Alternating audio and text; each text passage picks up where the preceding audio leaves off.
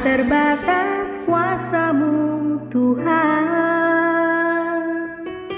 semua dapat Kau lakukan. Apa yang kelihatan mustahil bagiku, itu sangat mungkin bagimu. Tak terbatas kuasa-Mu Tuhan, semua dapat Kau lakukan. Apa yang kelihatan mustahil bagiku, itu sangat mungkin bagimu. Di saat ku tak berdaya, kuasa-Mu yang sempurna.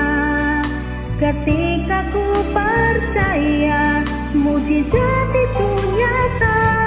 Bukan karena kekuatan, namun Roh-Mu ya Tuhan.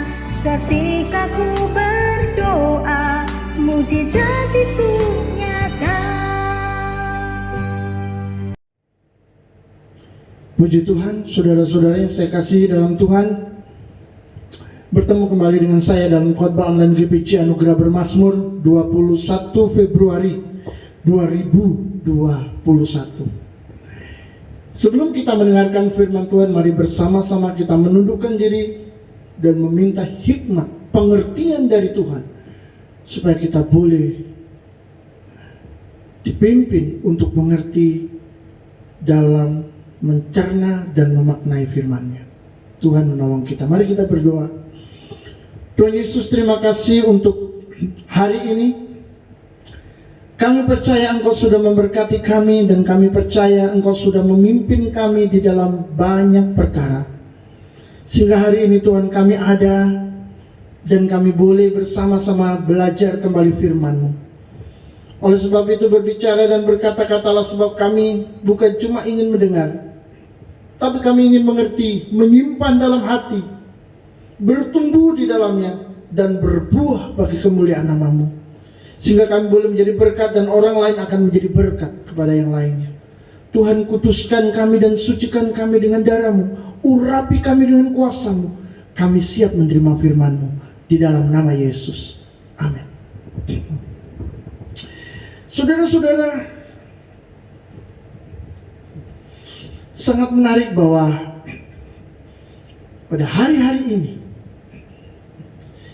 kita tetap berada dalam keadaan yang sama saja.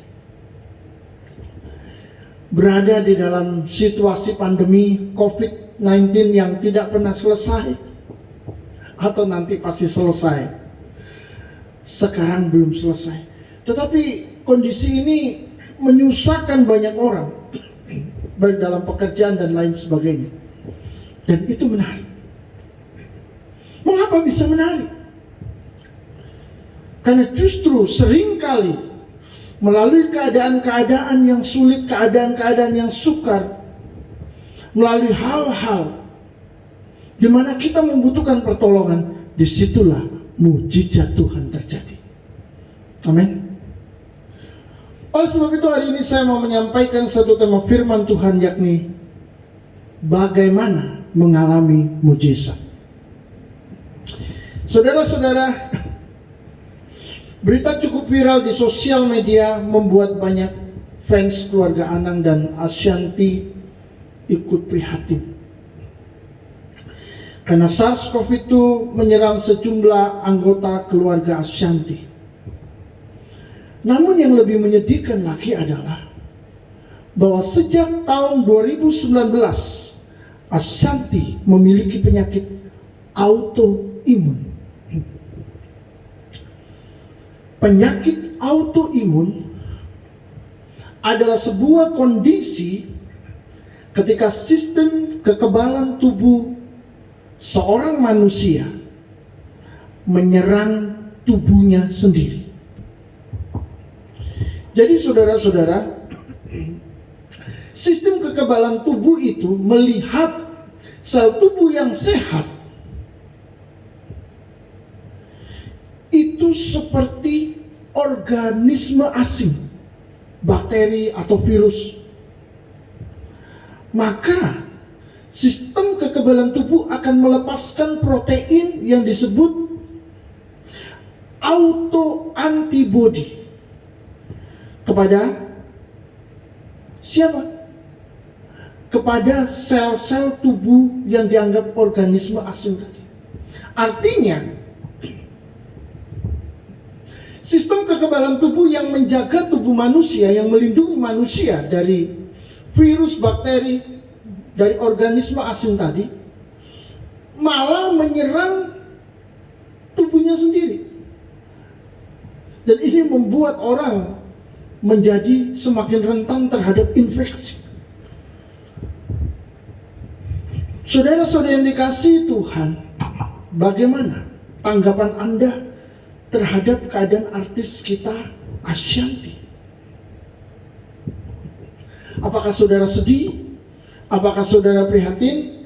Atau saudara empati? Tetapi yang jelas bukan cuma satu keluarga ini, ada begitu banyak keluarga-keluarga di luar kita yang sedang mengalami masalah kesehatan mereka terpuruk. Itu sebabnya saudara-saudara yang dikasihi Tuhan,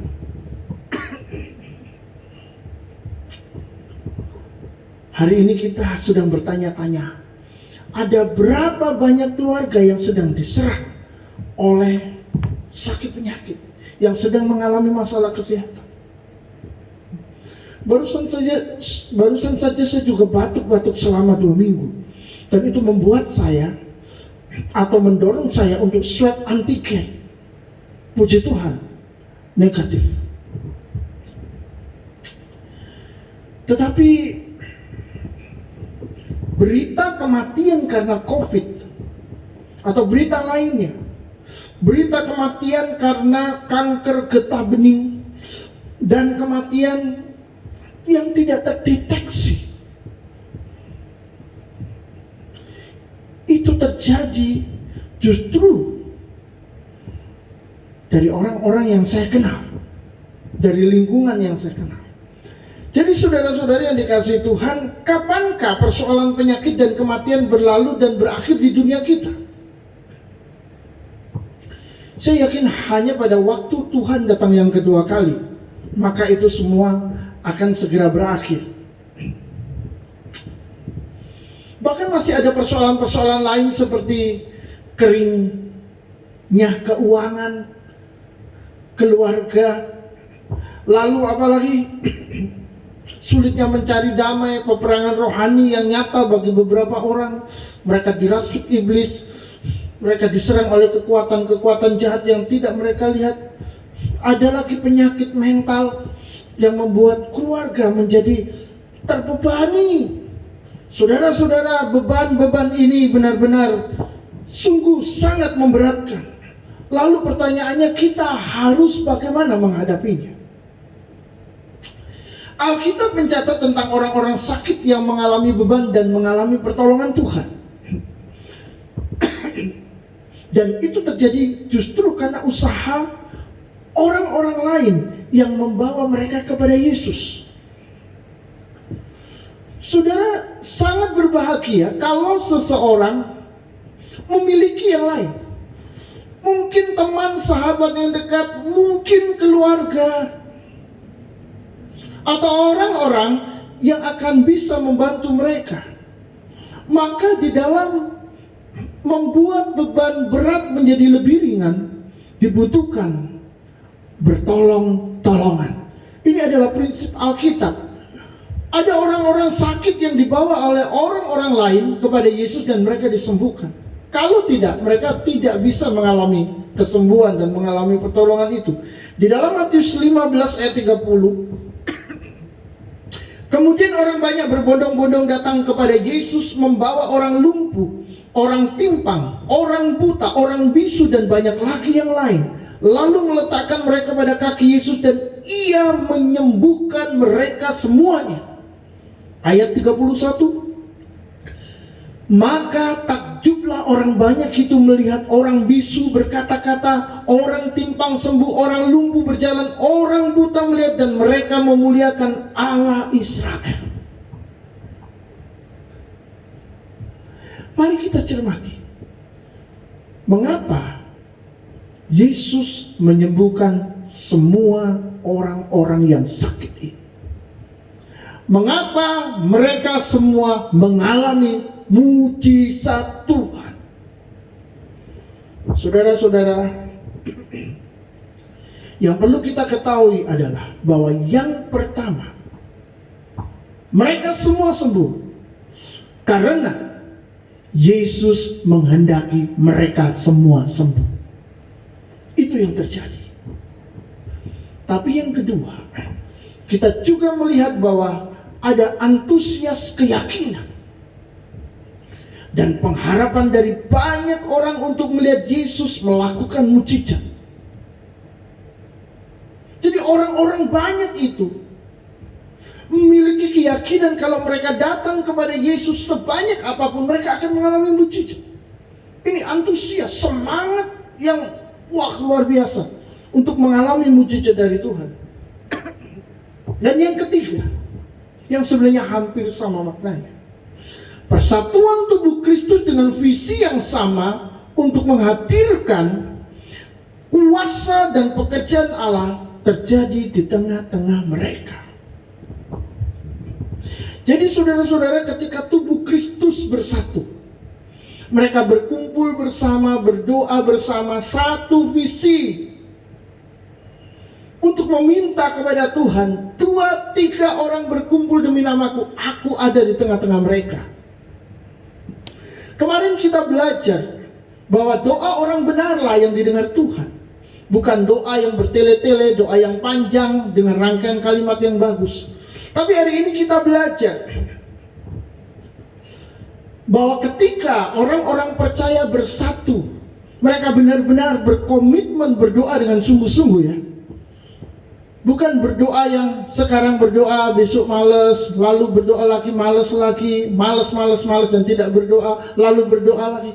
Saudara-saudara, doa seperti ini tidak ada nilainya. Karena ketika kita berdoa, Tuhan juga lihat niat hati kita, sikap kita berdoa. Bagaimana kita bersungguh-sungguh untuk meminta kepadanya, untuk melihat kemuliaannya dinyatakan dalam hidup kita. Dan kalau kita sungguh-sungguh bersama-sama dengan tubuh Kristus yang lain berdoa, maka mujizat bisa terjadi. Saudara-saudara, hasilnya di dalam ayat yang ke-31 adalah, maka takjublah orang banyak itu melihat orang bisu berkata-kata dan sebagainya, dan mereka memulihkan Allah. Ada rasa takjub, ada kekaguman yang keluar dari hati mereka akan apa yang dikerjakan oleh Yesus di sana. Ketika Yesus membuat mujizat, mereka tahu Yesus ini luar biasa dan mereka memuliakan Allah, kata firman Tuhan. Tidak ada manusia lain yang ditinggikan di sana. Mereka memuliakan Allah Israel. Saudara-saudara yang dicintai Tuhan, alangkah bahagianya jika Tuhan bekerja ketika kita bersama-sama dengan orang banyak, meminta mujizat Tuhan itu terjadi di dalam kehidupan kita. Maka saya percaya saudara-saudara, jika kita bersatu, kita bersungguh-sungguh, Tuhan pun bisa menyatakan kuasa dan mujizatnya. Bukan kehendak kita, tetap kehendak Tuhan. Namun yang disayangkan bahwa hari-hari di mana mujizat berlimpah, kemuliaan Tuhan berlimpah kepada umat, kepada anak-anak Allah, kepada orang-orang percaya.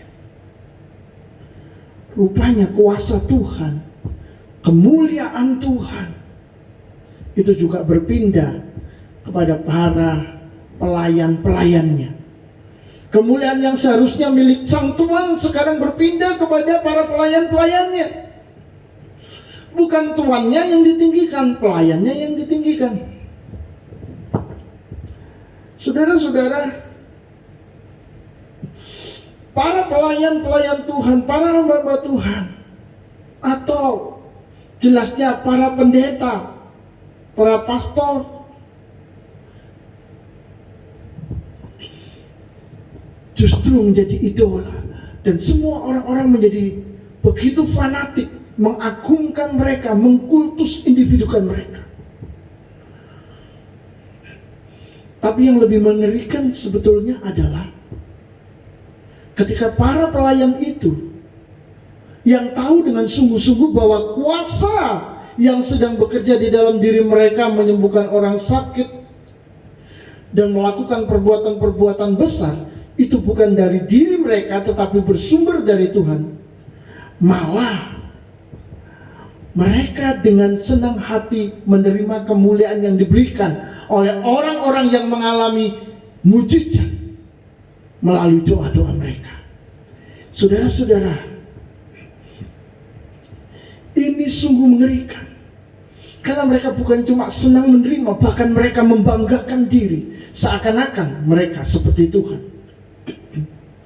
Inilah sebenarnya awal dari penyesatan, kesesatan, dan yang akan berakhir dengan hukuman. Segala hormat, kemuliaan itu hanya untuk Tuhan, harus dikembalikan lagi kepada Yesus. Mengambil kemuliaan itu sama dengan menuhankan diri, dan itu melawan Tuhan. Saudara-saudara yang dikasihi Tuhan, kita akan belajar di dalam Alkitab untuk melihat bagaimana sikap para rasul yang bisa dikatakan mereka memiliki isi, mereka memiliki wewenang lebih besar daripada pelayan-pelayan Tuhan selanjutnya. Kisah Rasul 14 ayat 13. Maka datanglah imam dewa Zeus yang kuilnya terletak di luar kota, membawa lembu-lembu jantan dan karangan-karangan bunga ke pintu gerbang kota untuk mempersembahkan korban bersama-sama dengan orang banyak kepada rasul-rasul itu. Mendengar itu, Barnabas dan Paulus mengoyakkan pakaian mereka, lalu terjun ke tengah-tengah orang banyak itu sambil berseru, "Hai kamu sekalian, mengapakah kamu berbuat demikian? Kami ini adalah manusia biasa sama seperti kamu. Kami ada di sini untuk memberitakan Injil kepada kamu supaya kamu meninggalkan perbuatan sia-sia ini dan berbalik kepada Allah yang hidup." Itu sama dengan supaya kamu bertobat, yang telah menjadikan langit dan bumi, laut dan segala isinya. Saudara, sikap para rasul ini justru terus memaksa orang untuk kembali kepada Allah, melihat Tuhan, percaya kepada Tuhan, dan meninggalkan mereka. Mereka mengoyakkan pakaian, tidak mau menerima kemuliaan dan pujian. Mungkin saudara bertanya, apa sebenarnya yang terjadi? Sebenarnya yang terjadi bahwa di tempat orang-orang yang masih menyembah kepada dewa-dewa yang tidak mengenal Allah sedang mendengarkan berita Injil yang disampaikan oleh Paulus. Dan di Listra, di situ ada seorang yang lemah kakinya dan lumpuh, tidak bisa berdiri, tidak bisa berjalan sejak masih kecil. Ia cuma duduk saja di sana. Dan dia sedang mendengarkan Paulus berkhotbah. Dan Paulus menatap dia dan melihat dia beriman dan bisa disembuhkan. Oleh sebab itu Paulus berteriak agar dia berdiri, agar dia melepaskan kesakitannya. Dan apa yang terjadi? Orang yang lumpuh ini, yang lemah kakinya ini melonjak dan berjalan ke sana kemari. Itu sebabnya Paulus dihormati oleh banyak orang. Barnabas dianggapnya Zeus, Paulus dianggapnya Hermes, karena Paulus yang berbicara. Mereka mau disembah bagaikan dewa. Tetapi saudara, Barnabas dan Paulus tidak mau menerima kemuliaan itu. Segala pujian, hormat dan kemuliaan hanya bagi Tuhan. Dan mereka menekankan kembali bahwa mereka datang untuk memberitakan Injil, agar mereka berbalik dan bertobat kepada Allah, percaya kepada Yesus yang adalah Tuhan dan Juru Selamat. Saudara-saudara,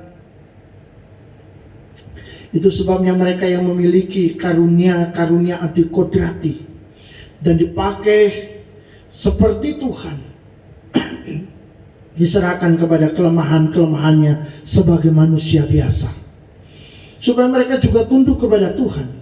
Dan mereka yang mengkultus individukan hamba-hamba Tuhan seperti ini bertobat dan kembali kepada Allah yang setia. Ini tujuan Tuhan. Mengapa? Karena Tuhan itu pencemburu. Jadi waspadalah, karena Tuhan tidak mau kemuliaannya diambil oleh yang lain. Itu sebabnya jangan kaget saudara, ketika para hamba Tuhan banyak yang tumbang karena COVID-19. Ada yang dipakai mulai menonjol, ternyata mati pula karena berbagai penyakit yang sangat umum. Bahkan ada orang-orang yang pakai Tuhan di dalam karunia-karunia kesembuhan, hamba-hamba Tuhan, menyembuhkan banyak penyakit yang begitu dasar, begitu kuat. Matinya karena penyakit yang lebih kecil, penyakit yang tidak terlalu berbahaya. Apa yang Tuhan sedang lakukan? Ada hamba-hamba Tuhan yang sedang naik ke atas, tiba-tiba Tuhan redam, Tuhan stop bahkan pelayanannya. Saudara-saudara, semuanya harus kembali lagi kepada Tuhan, sehingga di dunia ini tidak ada yang kita angkat, tidak ada yang kita tinggikan, tidak ada yang kita hormati kecuali Yesus Tuhan kita, Allah kita, Raja kita, dan sembahan kita. Semua harus kembali kepada Allah yang setia. Itu pesannya. Namun Alkitab mencatat ada dua alasan mengapa mujizat dikerjakan Yesus untuk mereka. Yang pertama, yaitu iman. Saat melihat penyembuhan Yesus kepada semua orang, kita juga melihat ayat-ayat di atasnya atau ayat-ayat di bawahnya, ayat-ayat sesudah dan ayat-ayat sebelum dan sesudahnya. Dan kita menemukan di dalam Matius pasal 15 kisah tentang perempuan Kanaan yang anaknya kerasukan setan. Dan dia datang kepada Yesus meminta pertolongan Tuhan supaya anaknya disembuhkan. Tetapi saudara-saudara, bukannya Yesus datang menolong dan menyembuhkan dia, Yesus malah mengacuhkan dia, bahkan merendahkan dia dengan kata-kata, tidak patut mengambil roti untuk anak-anak dan melemparkannya kepada anjing. Dia disebut anjing, saudara. Harusnya perempuan ini pergi dan meninggalkan Yesus, karena kata-kata Yesus ini kasar dan sangat menyakiti hatinya. Tetapi yang luar biasa adalah bahwa ternyata perempuan Kanaan, perempuan kafir yang bukan orang Yahudi ini yang Yesus sebut anjing dan bukan anak-anak. Karena sebelumnya Yesus berkata bahwa aku diutus untuk domba-domba di Israel. Saudara-saudara, perempuan ini justru merendahkan diri dan menerobos semua tantangan dengan imannya yang teguh. Dia berkata, benar Tuhan. Maksudnya benar kalau dia, anaknya, keluarganya adalah anjing. Tapi kami hanya makan roti dari remah-remahnya saja. Remah-remah roti ini jatuh dari meja Tuhan. Ini adalah roti yang dibuang, yang sudah tidak dipakai. dia sama sekali tidak tersakiti oleh kata-kata Yesus. Justru dia menunduk, lebih tunduk lagi, lebih tunduk lagi. Dan itulah yang diminta oleh Tuhan. Kita semakin tunduk, tunduk dan semakin tunduk lagi. Saudara-saudara yang dikasihi Tuhan, apa yang dikatakan Yesus? Matius 15 ayat 28. Maka Yesus menjawab dan berkata kepadanya, hai ibu, besar imanmu, maka jadilah kepadamu seperti yang kau kehendaki. Dan seketika itu juga anaknya sembuh. Saudara-saudara, pernahkah kita merasa Tuhan merendahkan kita melalui sebuah proses pergumulan ketika kita minta sesuatu kepadanya? Mungkin saudara sedang berdoa saat ini untuk sebuah pergumulan yang saya tentu saja tidak tahu dan hanya Tuhan yang tahu. Tapi ketika saudara berdoa dan meminta pertolongan Tuhan, mungkin saudara berdoa puasa, saudara melakukan persekutuan yang lebih intensif dengan mendekatkan diri kepada Tuhan. Saudara mengharapkan mukjizat terjadi. Tetapi yang terjadi adalah masalah saudara semakin besar. Seakan-akan Tuhan tidak menjawab sama sekali. Dan bahkan saudara banyak mengalami pelecehan, saudara banyak mengalami direndahkan oleh orang lain ketika saudara sedang menjalani sebuah pergumulan itu. Dan saudara merasa, kenapa Tuhan justru merendahkan saya seperti perempuan Kanaan ini? Saudara merasa ketika saudara berdoa kepada Tuhan meminta pertolongan, saudara semakin susah. Dan itu membuat saudara semakin malu, semakin rendah diri, semakin minder, semakin susah untuk berhubungan dengan orang lain. Ada perasaan-perasaan seperti itu. Dan itu seperti sebuah perendahan dari Tuhan. Apa yang ada di dalam benak saudara? Di dalam kondisi yang seperti ini, saudara-saudara yang dikasihi Tuhan, sadarlah bahwa Tuhan tidak pernah merendahkan kita ataupun ingin menghancurkan kita.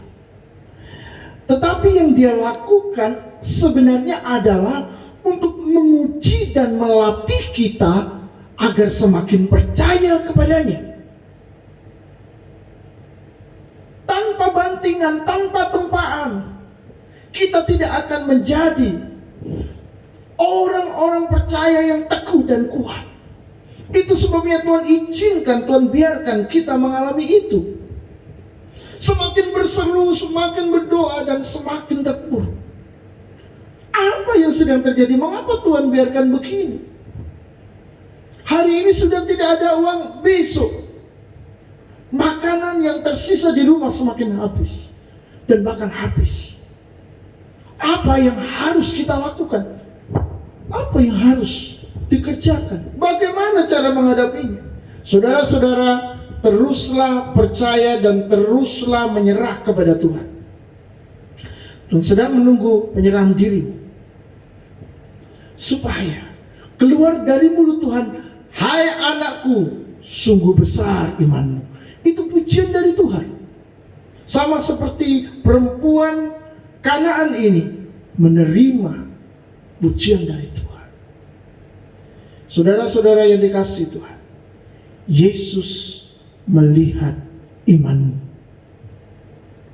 Yesus melihat imanmu. Alangkah bahagianya kita kalau pujian itu keluar dari mulut Tuhan untuk kita dan bukan dari manusia. Alangkah bahagianya kita. Itu sebabnya mari kita cari kemuliaan Tuhan dan jangan cari kemuliaan manusia yang tidak ada artinya apa-apa. Kalau yang pertama, kita belajar bahwa ada dua alasan mengapa mukjizat dikerjakan oleh Yesus. Yang pertama karena iman. Maka yang kedua adalah karena tergeraknya hati Yesus. Ketika hati Yesus tergerak, maka mujizat akan terjadi. Saudara-saudara, banyak mujizat terjadi karena dorongan hati Tuhan Yesus sendiri. Sehingga tanpa minta atau berdoa pun mujizat itu terjadi dalam hidupmu. Mujizatnya tiba-tiba. Ada orang yang diam-diam tiba-tiba dapat undian, mobil mewah, rumah mewah. Wow, kaget. Nah, itu mujizat, itu berkat. Tadinya sudah berdoa lama, kepingin mobil, berdoa lama, kepingin rumah. Seakan-akan tidak jauh, tiba-tiba dia dapat dari undian. Dan itu pernah terjadi. Seseorang menyaksikannya. Saudara, itu semua terjadi karena dorongan hati Yesus sendiri. Tanpa minta-minta. Yang satu mendapatkan berkat begitu besar, yang satunya lebih kecil, yang lainnya malah nggak dapat. Bagaimana ini bisa terjadi? Apakah Tuhan tidak adil? Jangan macam-macam. Tuhan selalu adil. Tuhan selalu tahu bagaimana mengatur apa yang dia rencanakan dalam hatinya untuk anak-anaknya. Dia tahu persis. Saudara-saudara yang dikasihi Tuhan, pada kasus lainnya, Yesus tergerak karena terjadi interaksi antara orang-orang yang ada di sekitarnya, sehingga dia melakukan mujizat. Matius 14 ayat 14.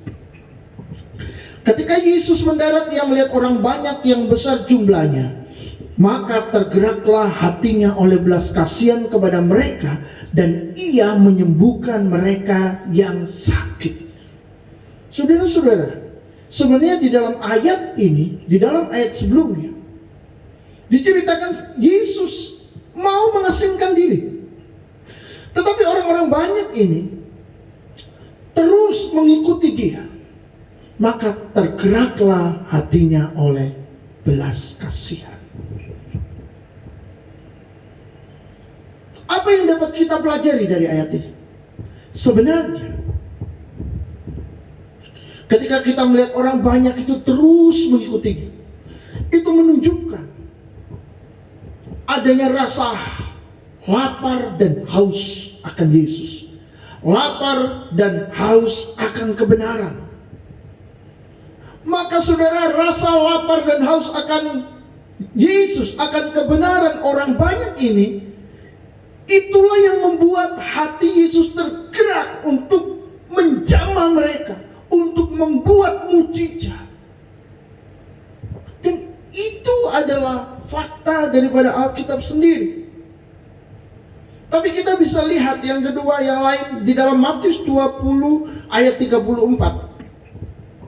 Di kasus lain, maka tergeraklah hati Yesus oleh belas kasihan, lalu ia menjamah mata mereka, dan seketika itu juga mereka melihat lalu mengikuti dia.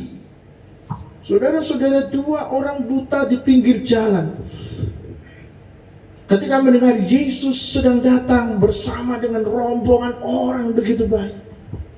Mereka buta, mereka tidak tahu bagaimana jalan menuju Yesus melewati orang banyak itu. Tapi mereka punya mulut. Lalu mereka mulai berteriak. Mereka mulai meminta, Yesus, Anak Daud, kasihanilah kami, katanya. Tapi saudara-saudara, orang-orang banyak di sana membentak. Diam. Apa yang terjadi? Apakah mereka diam? Ternyata tidak. Mereka justru berteriak lebih keras lagi, Yesus, Anak Daud, kasihanilah kami.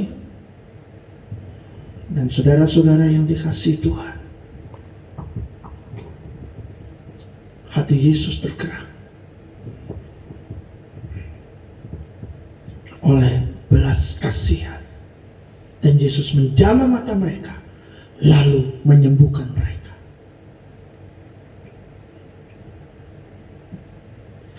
Di sini kita menemukan iman orang yang tidak cemu-cemu.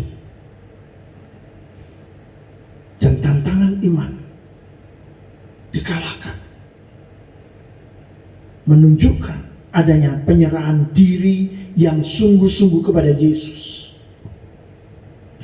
Dua orang buta ini jelas punya iman. Kalau gak punya iman, mereka tidak akan minta Yesus menyembuhkan matanya.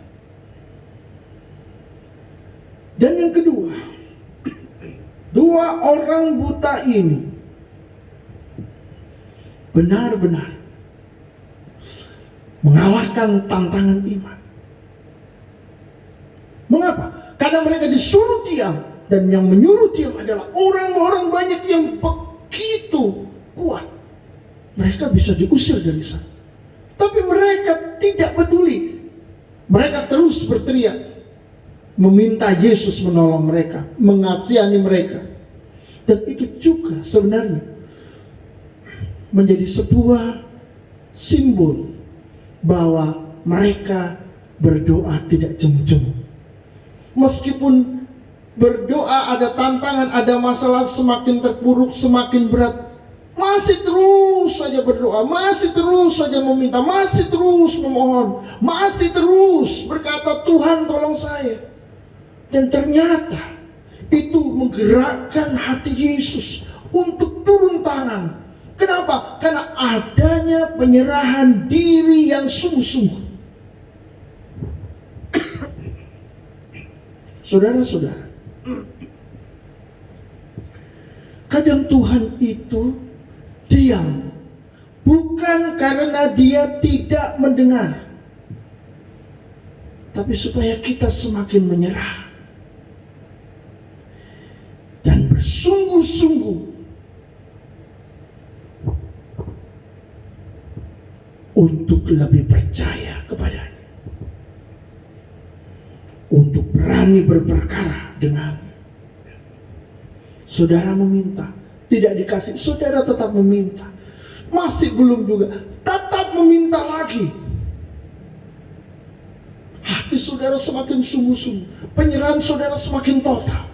Dan saat itulah Tuhan tergerak untuk menolong saudara. Markus 1 ayat 40, ayat yang terakhir. Seorang yang sakit kusta datang kepada Yesus dan sambil berlutut di hadapannya ia memohon bantuannya, katanya, kalau engkau mau, engkau dapat mentahhirkan aku. Ayat 41. Maka tergeraklah hatinya oleh belas kasihan. Lalu ia mengulurkan tangannya menjamah orang itu dan berkata kepadanya, aku mau, jadilah engkau tahir. Saudara-saudara, saya melihat tidak ada bedanya orang kusta ini dengan yang lain. Saya merasa tidak ada sesuatu yang spesial di dalam dia. Apakah karena penyakitnya terlalu berat, lebih berat dari yang lain? Atau karena apa? Lalu saya mulai berpikir, kenapa Yesus menyembuhkannya? Dan ketika saya menemukan jawabannya, itu membuat saya semakin bangga kepada Yesus. Saudara-saudara, apa yang membuat Yesus menyembuhkan orang kusta ini? Yang jelas, Yesus tergerak oleh belas kasihan kepada orang kusta ini karena hatinya memang hati yang berbelas kasihan. Jadi alasannya adalah bahwa Yesus memang penuh dengan belas kasihan, sehingga itu menjadi alasan bagi Yesus untuk menjamah dan menyembuhkan orang yang sakit kusta ini.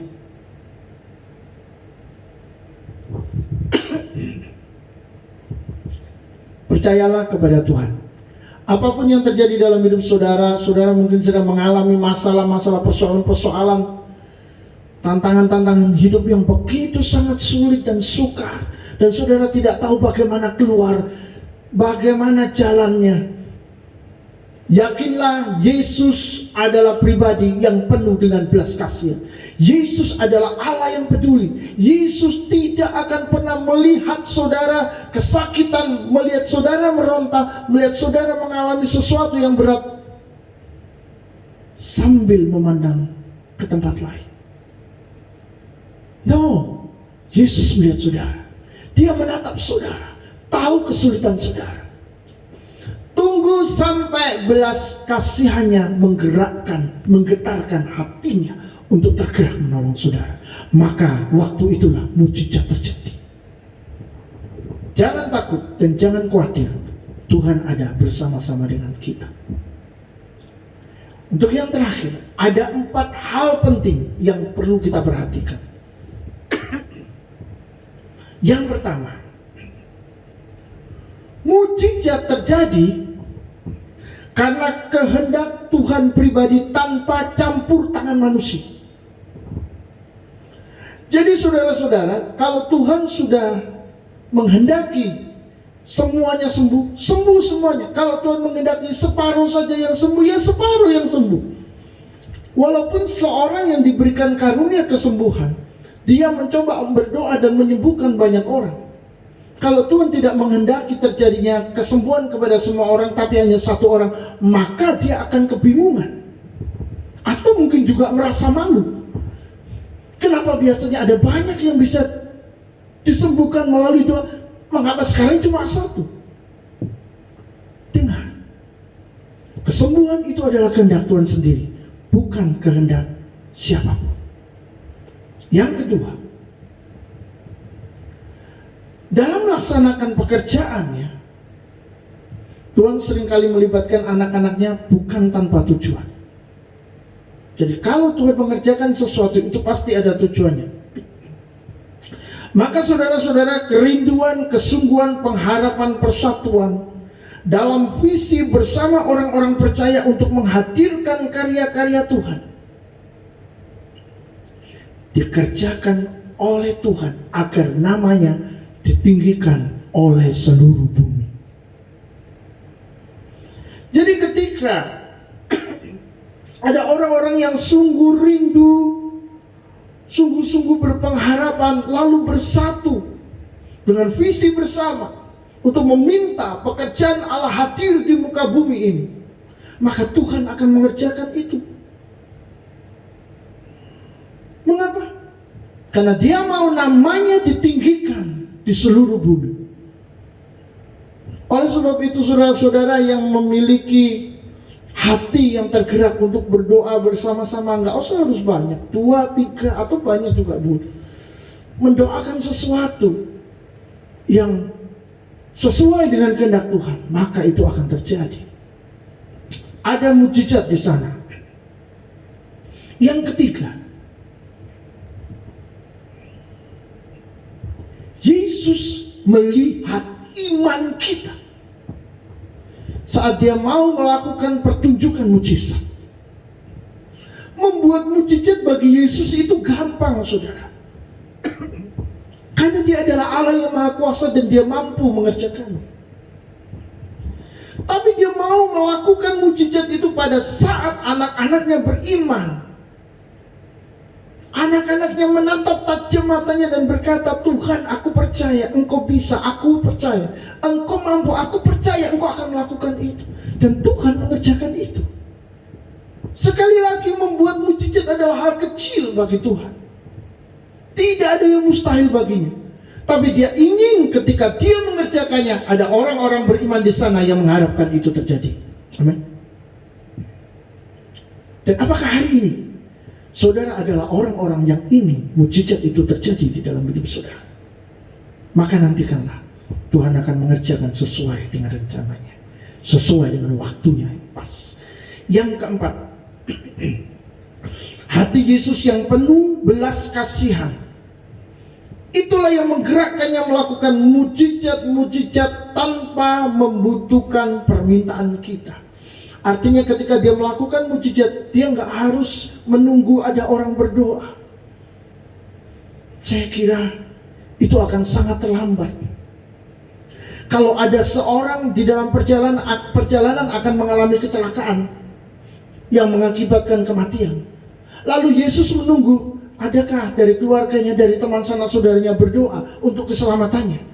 Dan ternyata mereka tidak pernah berdoa sama sekali untuk orang ini. Mereka berdoa untuk yang lain.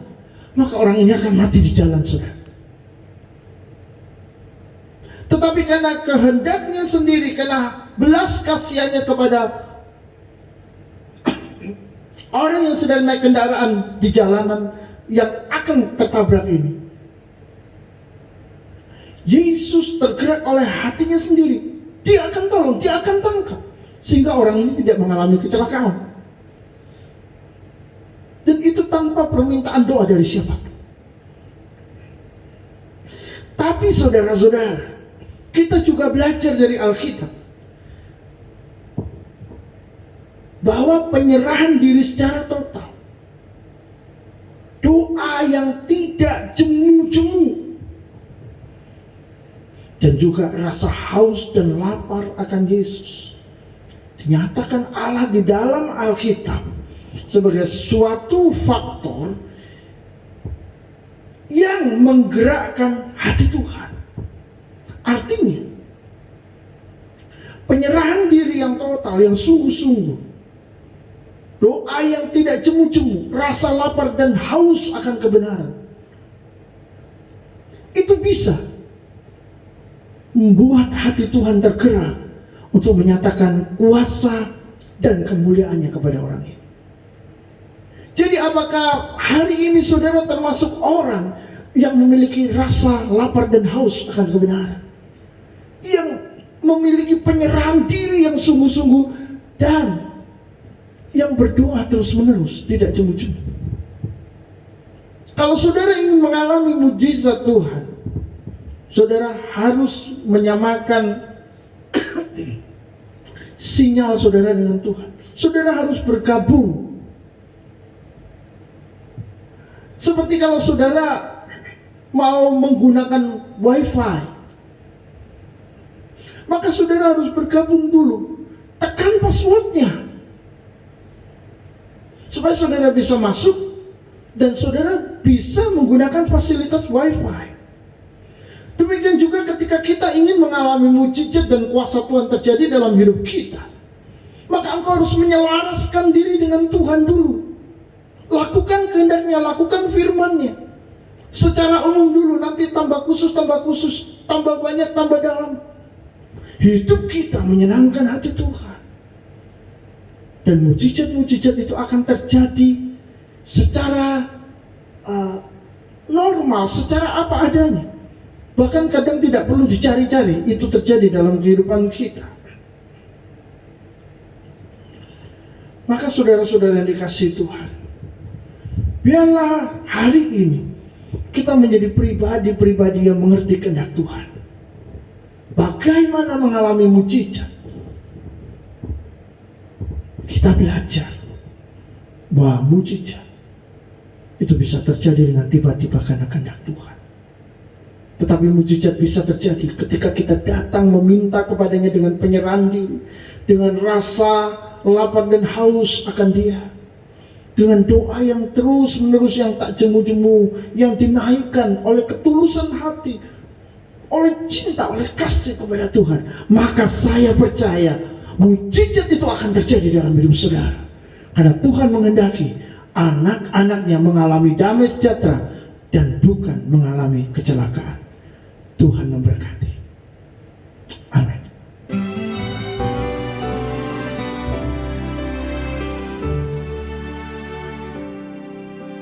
Tak terbatas kuasa-Mu Tuhan, semua dapat Kau lakukan. Apa yang kelihatan mustahil bagiku, itu sangat mungkin bagimu. Tak terbatas kuasa-Mu Tuhan,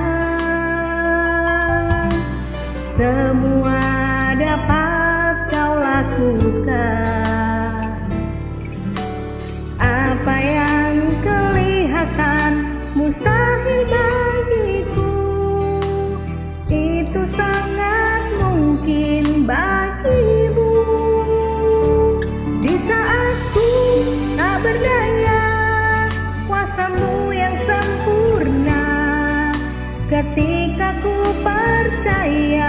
mujizat itu nyata, bukan karena kekuatan, namun Roh-Mu ya Tuhan.